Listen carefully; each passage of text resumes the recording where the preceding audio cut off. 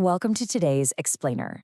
We're diving straight into an absolute titan of the cocktail world, the elegant, smoky, and totally timeless Rob Roy. Whether you're a dedicated home mixologist or just someone who appreciates a brilliantly crafted drink at the end of a long day, you are going to find a lot to love here.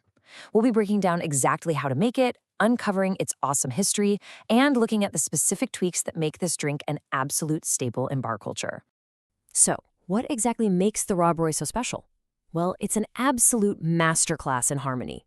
You're taking those rugged, earthy, smoky notes of a good Scotch whiskey and perfectly balancing them against the sweet, almost medicinal depth of vermouth. It's that beautiful tension, smoke meeting sweet, that makes this drink completely unforgettable. Section 1. A Star is Born. Because before we even think about touching a mixing glass, we've got to talk about where this sophisticated protagonist actually came from. We're winding the clock all the way back to the late 19th century, specifically 1894. And where else but the legendary Waldorf Astoria in New York City? The bartender there literally invented it to celebrate the premiere of an operetta called Rob Roy, which, fun fact, was loosely based on the Scottish folk hero Robert Roy MacGregor. So every single time you mix this up, you're pouring a piece of history that's been a staple in American bar culture for well over a century. Now, you might be wondering, hey, isn't this just a Manhattan? Well, yes and no. The difference is brilliantly simple. But just swapping out the traditional rye or bourbon of a Manhattan for Scotch, boom, you burst the distinctly smoky Rob Roy. A Manhattan leans into those sweeter, spicier American whiskey notes, right? But the Rob Roy, it leans hard into the robust, earthy profile of Scotland. It's a tiny swap, but it completely rewrites the entire character of the drink.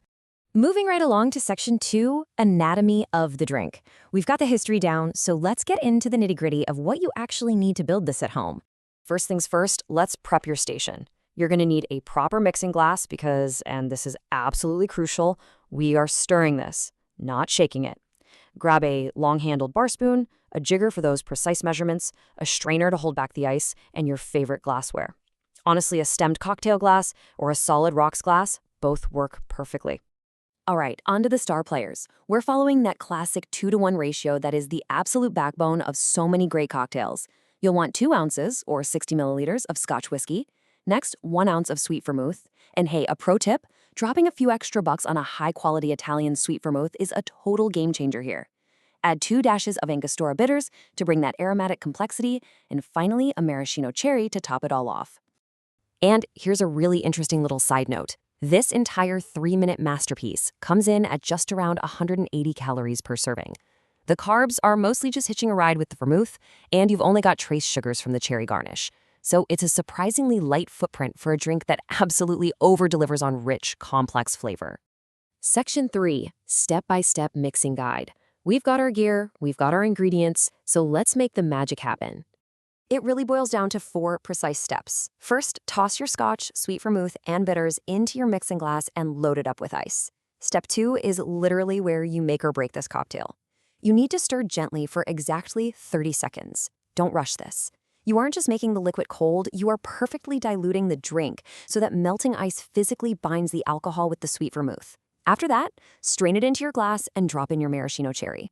That little pop of color and hint of sweetness just perfectly rounds out all that smoke and spice. Now, how are we serving this? You've got a choice. You can serve it up in a chilled cocktail glass. This is the classic super elegant presentation. Or, if you're the kind of person who likes to take their time, serve it on the rocks over one massive ice cube. Honestly, sipping it slowly on the rocks as the drink subtly dilutes and evolves over time is a fantastic experience. Section 4. Customizing your cocktail. Because why stick to the script when you can totally make this drink your own? Your first big play is the base spirit. Traditionally, you'd reach for a blended Scotch. Blends are super reliable and give you this incredibly smooth, balanced flavor that plays beautifully with the vermouth. But if you want a modern, punchy twist, try a single malt. This is where you can inject some serious, assertive complexity. Depending on the bottle, a single malt can bring heavy peat or intense smoke that just elevates the whole shebang into something much, much bolder. You can also completely change the vibe of the drink by tweaking the vermouth. Your standard Rob Roy uses 100% sweet vermouth, but swap that out entirely for dry vermouth and you've got a dry Rob Roy. ditching the sweetness to really spotlight those herbal notes. Or go for the perfect Rob Roy. That's a 50-50 split of sweet and dry vermouth, landing you in this absolutely beautiful, perfectly balanced middle ground. With a pedigree stretching all the way back to the Waldorf Astoria over a century ago, and literally endless ways to customize the flavor profile through your Scotch and vermouth ratios, this isn't just a drink, it's an adventure in a glass. So the only question left for your home bar tonight is, will your next sip be sweet, dry, or perfect?